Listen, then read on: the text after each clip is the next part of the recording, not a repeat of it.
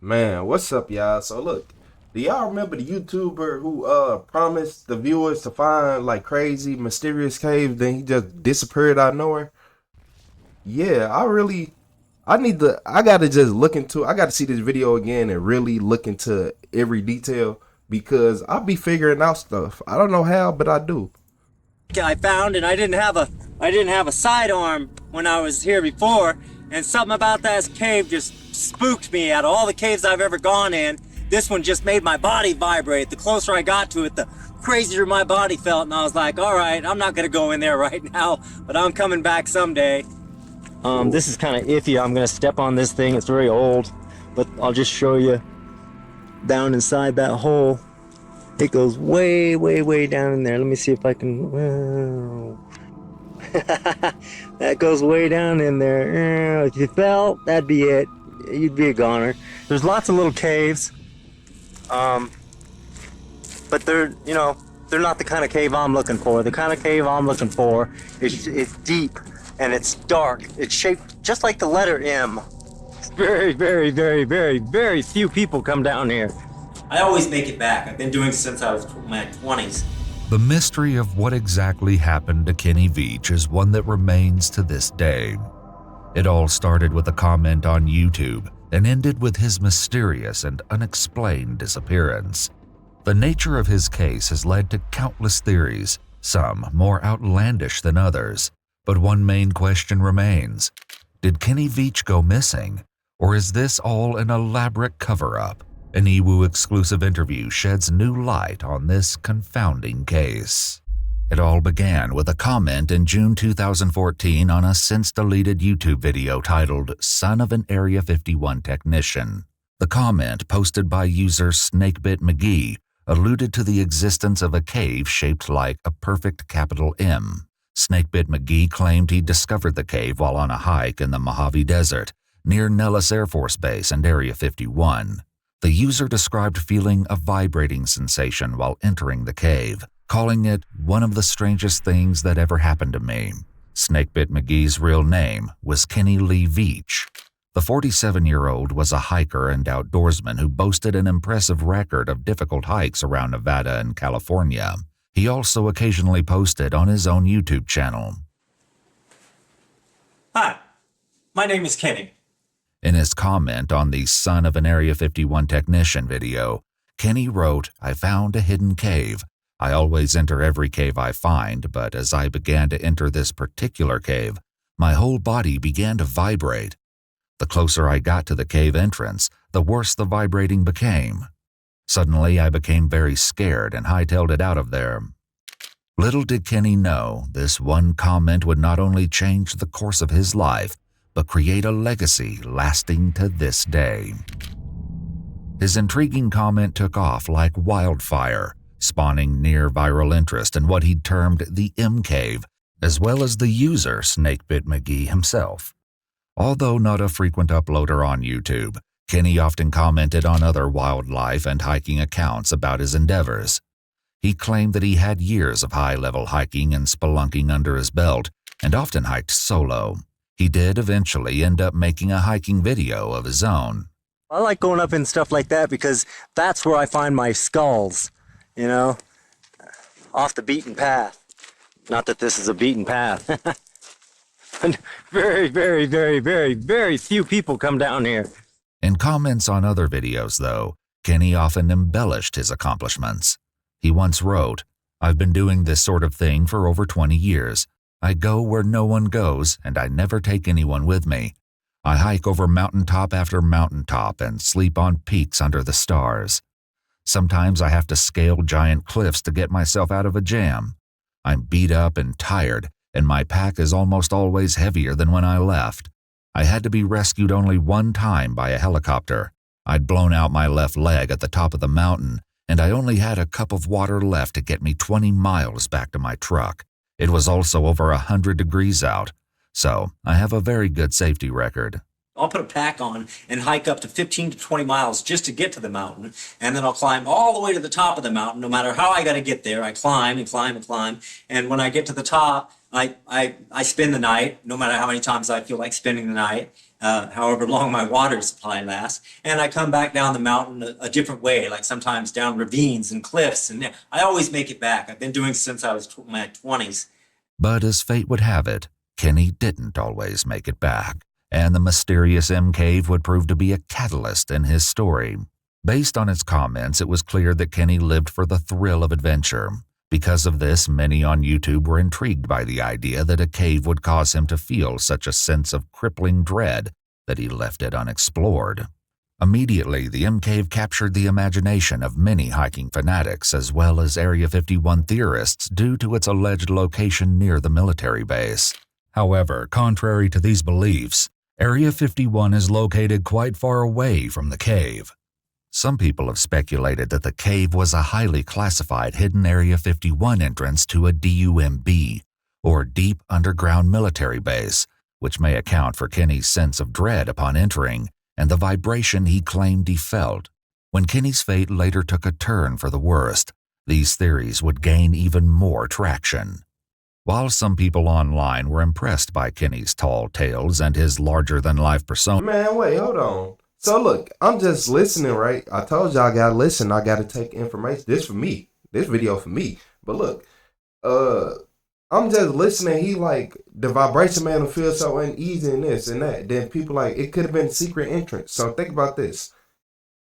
Imagine if that vibration was made to make you feel like that, so you can keep animals and all the BS from coming in there trying to, imagine you need to come inside this cave and you got to worry about a cougar or something in there. So what you do? You build something to make it to where no animals want to sleep here, no people want to stand here, make people scared of it. It makes sense. Others thought his claims were far-fetched or exaggerated, and they demanded hard proof to back up his story. Commenters began to provoke Kenny into undertaking another hike to the M Cave. After a lot of online goading, Kenny made an announcement in a comment writing, "I'm going back. I have a very nice video camera. I will film what I saw. Can't say that it'll be interesting. Maybe it's just a strange-looking cave that has a mountain lion living in it. I'll have my 9mm with me this time just in case. It's a 10-hour hike, no trails, very dangerous terrain. I hope it turns out to be something crazy. That would be so cool." Kenny may have gotten his wish after all. Kenny claimed the M Cave was in the Sheep Mountains, around 40 miles north of Las Vegas and to the south of Area 51. And in October 2014, he embarked on his promised hike to attempt to once again find the M Cave.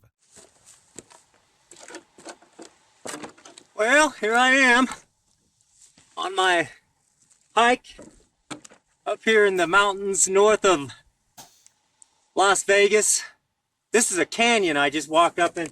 Now you can't tell, but my truck is way out there by the mountains at the very, very end of this valley. It's kind of like a big canyon. And I just romp around out here, do some solo hikes and have some fun. My mission today is to just do a one-day hike.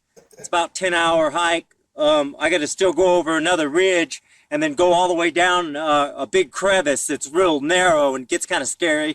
I'm looking for a cave that I found, and I didn't have a sidearm when I was here before, and something about that cave just spooked me. Out of all the caves I've ever gone in, this one just made my body vibrate. The closer I got to it, the crazier my body felt, and I was like, all right, I'm not going to go in there right now, but I'm coming back someday. On the other side of these mountains, I'll show you in a second, is the bombing range, the Nellis Air Force bombing range.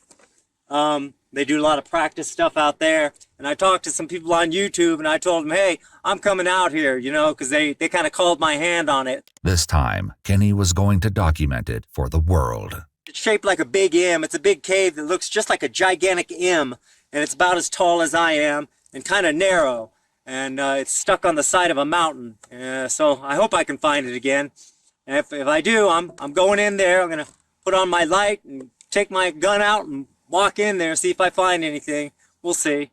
Though he brought everyone along for the adventure, it didn't go exactly as he'd planned. There's lots of little caves. But they're, you know, they're not the kind of cave I'm looking for. The kind of cave I'm looking for is deep and it's dark and it's shaped like it's shaped just like the letter M. So lots of little caves and stuff along here, and it's about level with the ground, like in an area like this. So I really got to keep my eyes peeled because I don't want to pass it. Well, I'm still hiking. Looks like it's about 4 or 5 in the afternoon.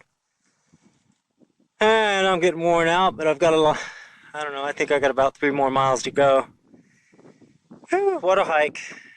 It's disappointing I didn't find the cave, but I still like to hike. When he returned on October 17th, he posted his findings on a YouTube video titled M Cave Hike. In a shocking moment of defeat, Kenny admitted that he was unable to find the M Cave. He wrote, "I searched the whole damned canyon. I could not relocate the cave." The failure of his mission resulted in an uproar of criticism from users who were now even more convinced than ever that he was lying or sensationalizing the existence of the cave. But Kenny was not one to give up at the first sign of adversity. His determination never wavering, he began preparing for yet another hike, one even more ambitious than his last. He explained his plan in a comment. "I'm going again this weekend. I'll be hiking solo for 3 days. I plan on covering about 40 miles. I'll cross the same canyon where I found the cave. If I don't find it again, I will just continue hiking over mountain after mountain to the north of the canyon. The M Cave is the only cave I ever feared going inside. I really want to find it again." This time, he even invited his critics to join him, writing, "I dare any of the people that like to run their mouths on here to join me." No one took him up on his offer. If anyone had joined Kenny on his hike, his fate might have ended very differently. Hearing his plan, one user left an ominous comment warning him not to return to the M Cave. They wrote, "Don't go in. If you do, you won't get out." Unruffled by vague warnings, almost a month after his M Cave video on November 10th, 2014, Kenny told his ex-girlfriend, a figure who would come up again later, that he would be camping solo for 2 days in the mountains north of his house. He parked his car in the Jomay Canyon and set off, this time without a video camera to slow him down. He descended into the canyon, just another hike he had done thousands of times before. We spoke to Susan Veach, Kenny's ex-sister-in-law who had previously been married to Kenny's brother, in an EWU exclusive interview. She shared what happened next. Keep in mind that much of what the interview reveals has not been verified, and that the statements made by Susan Veach only reflect her opinion. Well, Kenny's birthday is November 20th, and I had gone on Facebook the day before, the 19th, and wished him happy birthday. And I usually, within a day or so, he messaged me back or, replies something, and I didn't hear anything. So I thought, well, that's really weird. So I went on his Facebook page, and there was messages on there from his friends, not his family, his friends, saying he was missing. And I was like, what? What do you mean he's missing? So I messaged one of his friends and she said, yeah, he went out in the desert and nobody's seen him. He's never come back. And I'm like, oh my God. Kenny was reported missing on November 17th by his ex-girlfriend, Sharon Pilgrim. Sharon told police that she last saw Kenny at 10 p.m. at a movie theater on the 9th. He texted her a final time at 6 a.m. the next day to say that he was heading out for his hike. However, though he was reported missing on the 17th, it appears that his family was not immediately notified as they were posting well wishes for Kenny's birthday on the 20th. And I'll be honest with you, the thoughts going through my mind were, oh my God, did he get hurt? I mean, because he plays with rattlesnakes. I mean, come on, he plays with rattlesnakes. Did he get hurt? Did he, was he being reckless? Did he get hurt? And he lay there in the desert and he ran out of food and water and he died. I didn't want to think that, but that's basically what it came down to is, where is he? In a video posted on YouTube years later by his ex-girlfriend, Kenny is seen wrangling a live rattlesnake. There he is. How long do you say he is? Like about 3 feet long. There's the rattle. Oh yeah. He's very beautiful. Very beautiful. He wasn't aggressive, didn't strike at me once. He Very pretty. Search and rescue volunteers gathered on the 22nd, about 5 days after Kenny was reported missing, and 12 days after he left for his hike. Over 30 Red Rock volunteer searchers combed the mountains that weekend. They found his truck just a few hours after the search began. Then they found their biggest and most confounding clue.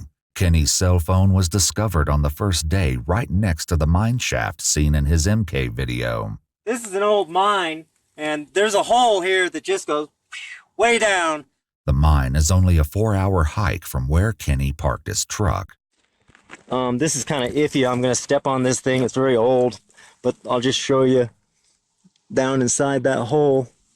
It goes way, way, way down in there. Let me see if I can... that's pretty far. That's why I don't do all the cave exploring and doing all that. I don't play out there. But if I did, I would make sure I have so many amenities and stuff with me. First off, you need a GPS tracker. You need 18 of them that can go anywhere in the world. Then I'm going to need something that can transform from a backpack into a bed. We already have those with solar panels that can charge up my phone and my electronic devices. Second, I'm going to need something on my back like an exoskeleton to make this book bag weigh nothing. And yeah, I'm going to need a lot of things, y'all. So don't even let me go out there. That goes way down in there. If you fell, that'd be it. You'd be a goner. And still, it's unclear whether Kenny accidentally dropped his phone or if he had deliberately ditched it. Following Kenny's disappearance, Susan Veach reached out to Kenny's daughter, Vicky. So we're talking now, it's around the 23rd when I found out, November 23rd or 24th. And she said he went hiking and all they found was his cell phone by an abandoned mine. And I'm like, what? As soon as I heard that, I said, oh my God, that's staged. That is so staged. And the reason why I say this, I'm not trying to sound morbid, but here in Nevada, people talk and they say, well, if I ever decide to kill somebody, I'll just throw them down an abandoned mine. No one will ever find their body. And so as soon as I heard that, I go, wait a minute. His phone's by an abandoned mine, but I mean, if he had fallen in an abandoned mine, it would have been in his pocket or in his hand. You don't lay a phone down like, oh, I'm gonna fall. I'm gonna lay my phone down. So as soon as I heard that, I just like, this just sounds so staged. But that's not the Kenny I know. I did not want to believe that. That is not the Kenny I know to do something like that. His cell phone would be one of the only discoveries indicating Kenny's last verified whereabouts, as the trail would go cold soon after. However, years later, there would be an alleged sighting of Kenny that would spark an entirely new theory about what happened to him. Susan claims that she spoke to the commander of search and rescue. And he said that they did an extensive search and that basically the tracks stopped at the mine. He said they called their men back in because there was nowhere to go at this point.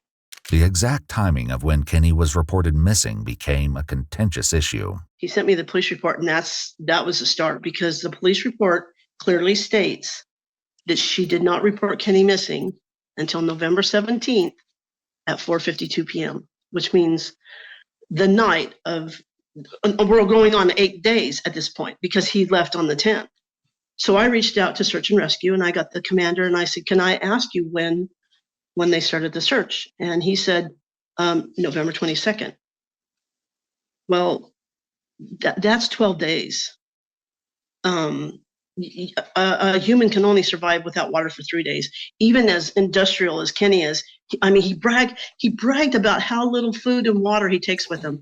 Why would anybody wait 12 days to go look for somebody who maybe has one bottle of water with him? I mean, it blew my mind. Immediately, numerous theories emerged attempting to explain this sudden disappearance. One suggested that Kenny had stumbled upon a secret tunnel system at Area 51 and was subsequently silenced by the government. While this may sound outlandish, it seems that Kenny himself had been involved in online discussions about Area 51 and extraterrestrial life. He often interacted with an online community called Serious Disclosure, a group studying extraterrestrial life, and his viral comment about the M Cave had been on video titled "Son of an Area 51 Technician." Other, more realistic hypotheses about his fate reason that he probably succumbed to the elements or fell down one of the many mine shafts in the region. A growing minority of others suspected foul play. So my thought was, well, he went out to the mine, he laid his phone down, because I've had theories of people saying, oh, aliens took him, or he was abducted by the military. So are you going to tell me that the military would go out to the middle of the desert and find him at the only landmark that's out there? I mean, that mine is. Yes. I'm not gonna lie to you. It's things in this world that as a normal human, if you see and you shouldn't see, you out of here. I'm sorry to tell y'all. The government and the police look out for you to a certain extent. If you see some stuff you're not supposed to see and they know you finna go back and try to tell the world, bye-bye. There, and it's a landmark. And that's where his phone is. That phone was meant to be found. Because if Kenny did not want it to be found, he would have just tossed it out in the middle of the desert and went on his merry way. But that's not happened. That phone was meant to be found there. And it was meant to give the impression that he fell down that abandoned mine, which search and rescue dropped a camera down there and there was nothing down there. Hikers have gone down there since. There's nothing down there. Some of the most prominent theories about what happened to Kenny included his own seemingly cavalier attitude. One Reddit user notes that while the Kenny Veach narrative is compelling, the real outcome is likely very common sense. If you do some background into Kenny, he really tempted fate all the time. He was reckless. He was previously injured on a hike and had to be evacuated by personnel from a remote area. On his last video, the second attempt to find M Cave, he actually stumbles at one point and almost face plants. So, ow. I tripped. Okay, off again. He pushed himself to go on long desert walks with little food or water. This is incredibly stupid. The desert is a constant, and that it will kill you if the right ingredients are in place. A YouTube comment describes just how plausible it is that Kenny took a fateful wrong step. As a retired archaeologist who has worked in the Mojave Desert for nearly 30 years, I recorded a number of mining sites and features. The mining shafts and adits and some prospect pits are extremely dangerous to record, and a number of people, including hikers and dirt bikers, have fallen into them. With limited evidence to go off, internet sleuths may have lost interest in Kenny Veach's odd disappearance if it wasn't for a striking new development. Out of nowhere, a shocking comment appeared on a YouTube thread that would add a new layer to this mystery.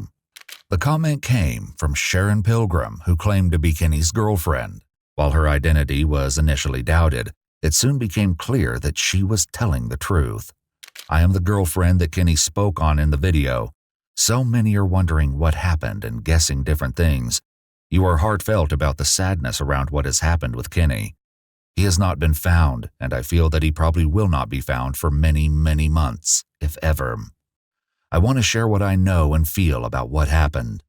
Sharon wrote about how she and Kenny used to go on daring hikes, but she advised other hikers to bring enough supplies if they wanted to continue to search for Kenny or the M Cave. Then she dropped a bombshell about Kenny's disappearance. Sharon believed that Kenny had never planned on returning at all. I want you to know that I do not think Kenny had an accident. I believe he committed. He battled depression for many years and would not take medication or see a doctor. He quit his job a little more than a year before he disappeared. The search for him was started within a couple days of my call. Over 30 search and rescue team members searched the area at different times on foot. One helicopter flyover was done and there was no trace of Kenny or any of his camping things. They did find his cell phone by the mine shaft in the video. It is my feeling he left it behind so that he could not be tracked from the GPS in it. He also did not take his video camera with him on this solo hike. It was left in his home, so he had no intention of filming anything. Susan had a few more interesting revelations. As a matter of fact, the cell phone that they found at the mine, they never turned it in to an IT guy to investigate. And that's another thing I have a problem with. When Kenny went missing and Sharon reported him missing, they went to Kenny's house and they found the computer screen that says, help me, all over it. Why did they not take his camera, any tech devices that he had, and take them down and analyze them? I mean, were there searches on there? None of that was done. Why? Somebody dropped the ball. They could have taken his camera, they could have taken his laptop, but they didn't. While Susan is referring to the fact that authorities found "Help Me" on Kenny's computer, we haven't been able to confirm if this was written on a document or the result of an online search. In her initial police report informing authorities that Kenny had gone missing, Sharon stated that Kenny had told her 3 weeks earlier that he had thoughts about taking his own life and said that he would do it in the mountains where nobody could find him. Sharon said that since Kenny made that comment to her, that she asked him to contact her every 5 days or she would call the police for a welfare check. In a text provided by Susan, Sharon further elaborates on a conversation she had with Kenny, saying that, quote, he was surprised that I did not have my own personal thinking going on in my head about thoughts were such a normal personal internal conversation going on in his head. Susan also provided a text message where Sharon claimed that Kenny was supposed to text her on the 4th day after his hike when he came down the mountain. She states that, when I did not get a text, I am the one that called missing persons. The searches started because of my call. However, it is important to note that Kenny was not reported missing until 7 days after he had gone for his hike.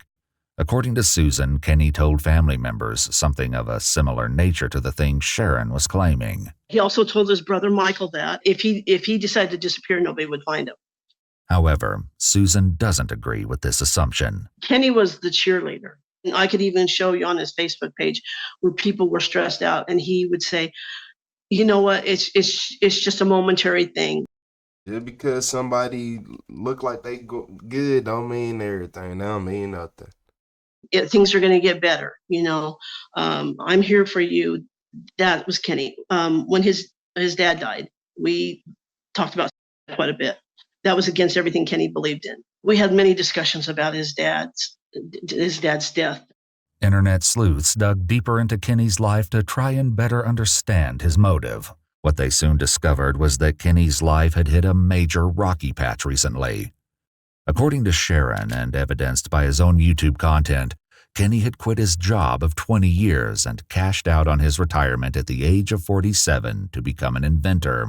He posted videos to his YouTube channel in which he demonstrated the ingenuity of his prototypes.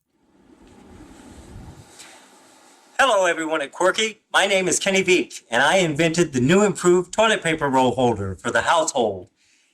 It works great, and it's my own little invention, and I'm going to show you how it works. First, I'm just going to demonstrate it. When it's perfected and manufactured with more precision tools, it will go right inside the hole, and it locks and holds in there, and there's a lot of ways to improve this, but my mechanism is inside here. Keeps it from coming all the way out, and it keeps it on track, so works perfect. The new improved toilet paper roll holder. This is a good one, guys. Hello, my name is Kenny Veach, and I am the inventor of the Glolar Bear, as in glow-in-the-dark polar bear. Kenny even filmed a video application to the TV reality show Shark Tank in hopes of making a name for himself. Hello, people of Shark Tank. My name is Kenny Veach, and get ready because I'm going to show you a few things about myself, and I'm going to let you know just what I do, what I am, and how much I enjoy life, and how I go about doing that. I am an artist, I am an adventurer, and I am an inventor, and I take all those 3 talents and I combine them, and I just create. Despite his infectious enthusiasm and creativity, his ideas had proven to be commercial failures, and he never earned a dime from them. Kenny was in such dire financial straits that he even resorted to selling his house and made a YouTube video about the endeavor titled, "Handsome Cowboy Sells Himself with His Home." I'm putting this house up for sale along with me. I'm offering myself along with the house. And think about being the owner of this house and having a caretaker like me. He's an all-around good guy, hardworking, creative inventor. Kenny apparently wanted to sell the home, but still reside on the property as a live-in caretaker. My whole life I've worked for corporations and companies, and I've reached a point in my life where I want to do it my way. I want to live my life the way I see fit, and not make money for other people. I can still make money for people, but my way, and make money the way I want to make money. And one of those ways is to create beautiful homes just like this and sell them.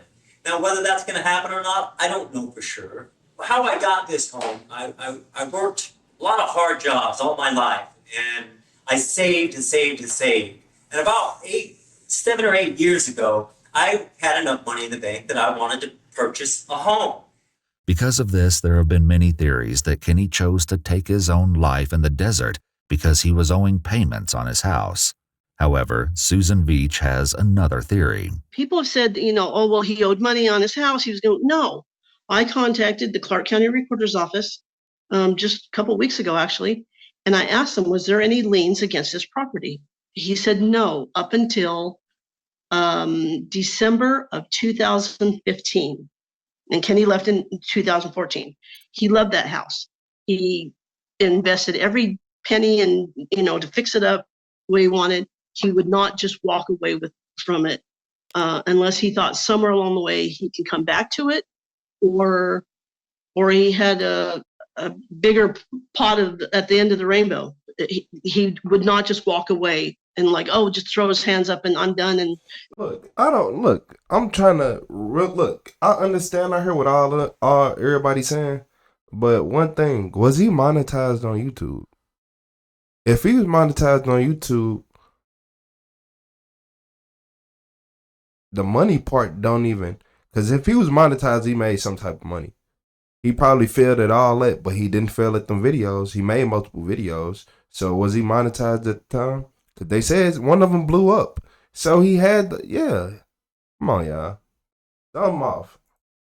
There was no lien against it. He didn't owe any, he was just having his house payment. And I contacted a friend of his best friend's wife, and she told me that a week before he left, that Kenny had turned in his resume for her husband's company.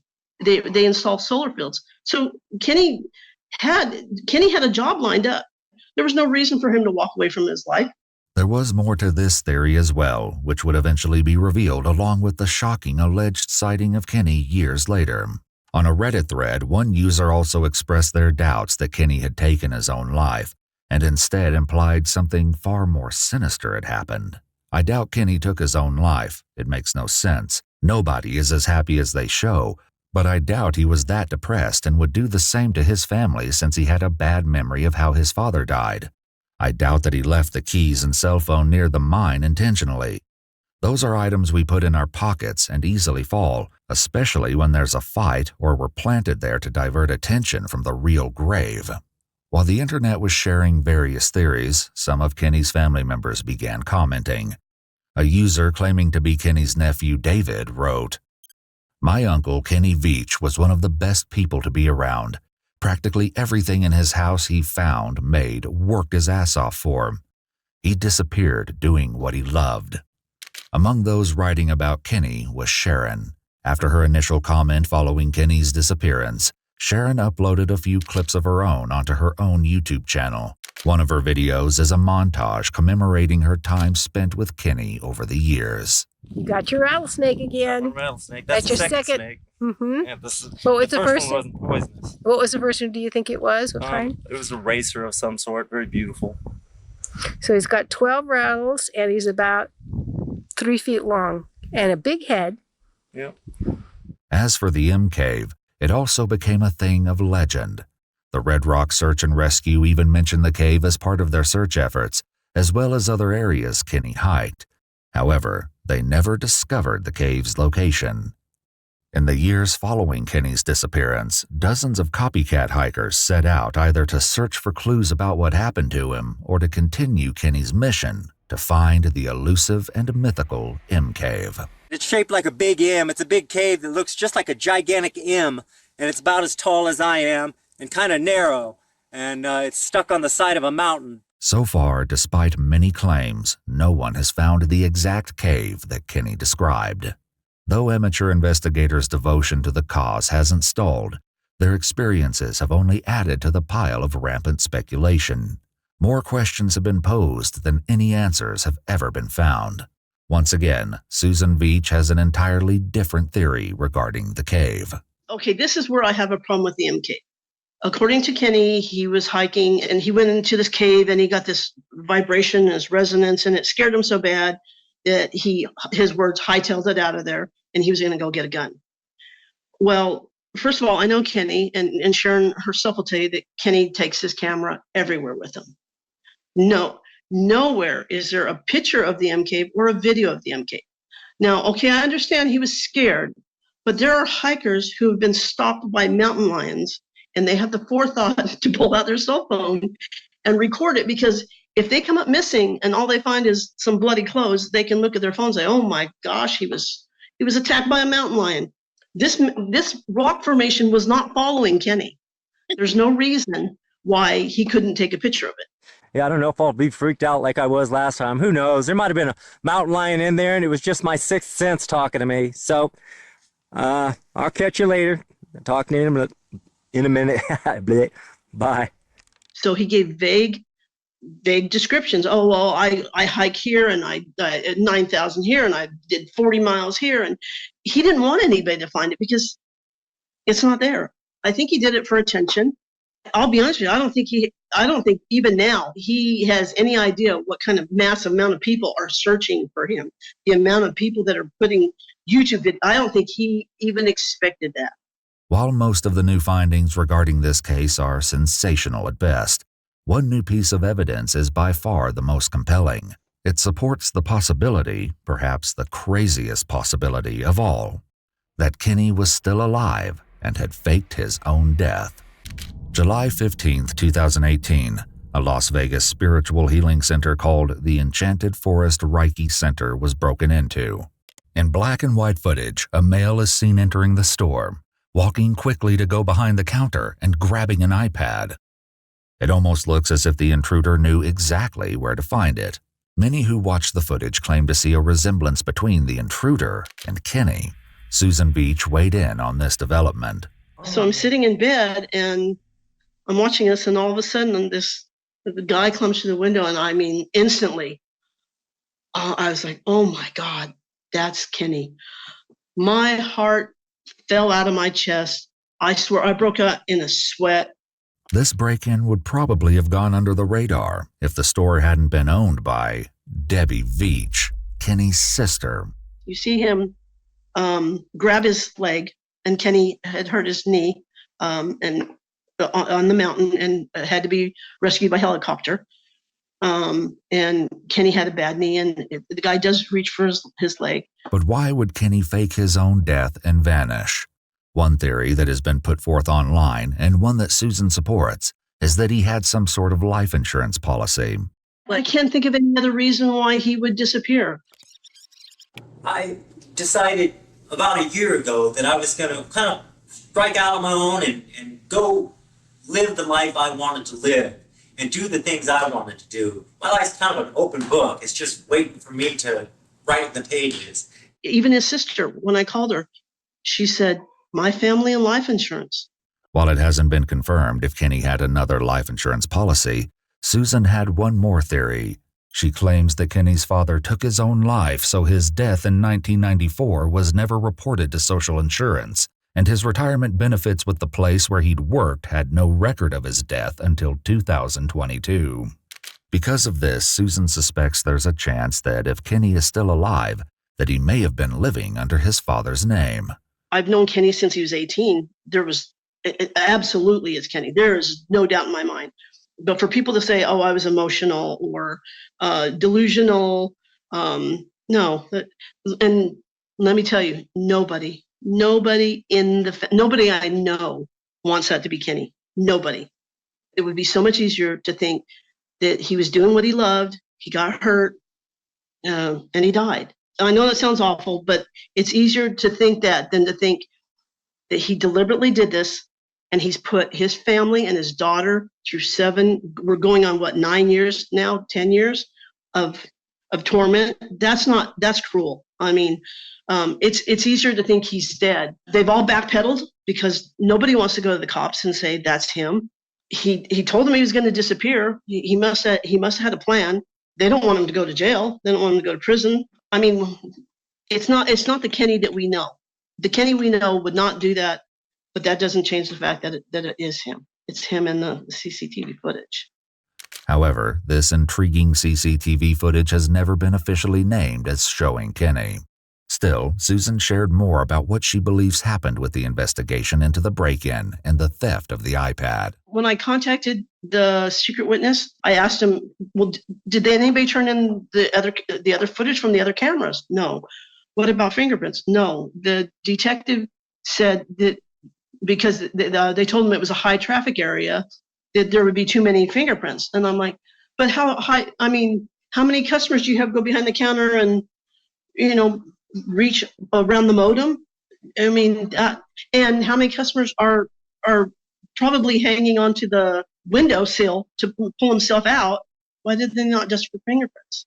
As far as Kenny's house is concerned, Susan had some interesting information that lends to the idea that perhaps there was something more going on with Kenny's disappearance. His house mortgage, a lien was never put on that until the end of 2017. They did not start foreclosure process until November, or I think it was November or December of 2017. I just find it hard to believe that a nice house like Kenny had, that they would let it sit for 3 years with no payment before they start foreclosure. Somebody was making these payments on his house. They had to be. There's no logical explanation for why that house did not foreclose sooner. Given that Susan believes that Kenny may still be alive, we asked her what she would say to him if he was watching. Kenny, I love you, but I swear I'd thump you on the head if I could find you right now. You got yourself in quite a pickle. You really did. I don't think you yourself had any idea the scope of what your disappearance has done. I mean, I don't think you even knew. But you know what? You can always come home. You can always come home. We asked Susan about the current official status of Kenny's case. So I reached out to the detective in missing persons, and he said, due to budget restraints, they are no longer searching for Kenny. Here's where I have a problem. From November 10th of 2000, well, November 22nd of 2014 until November 21st of 2021, they were searching for him, and now they're not. What changed? The local news did a program on our search and rescue, talking about how they are actively pursuing cold cases. And Kenny's was mentioned. That was 2019, but now they're not. Now they're no longer searching. Despite these many intriguing theories and new developments, this bizarre case remains unsolved, even to this very day, a decade later. What have they found? In 9 years, nothing. They have found nothing. Not even a shoe. Not a backpack, not a shoe, nothing. They have found nothing. However, many still hold out hope that one day the truth of what happened to Kenny Veach will finally be revealed. Man, look, man. I'm not gonna lie to y'all. I don't know what to think. I don't know what to start. I don't know what to believe. Is he alive? Is he not alive? Did they get him? Did they not get him? Was that him? Was that not him? It's so much going on. This last 40 minutes, I just sat right here like, you know what? I'm confused too. Y'all confused?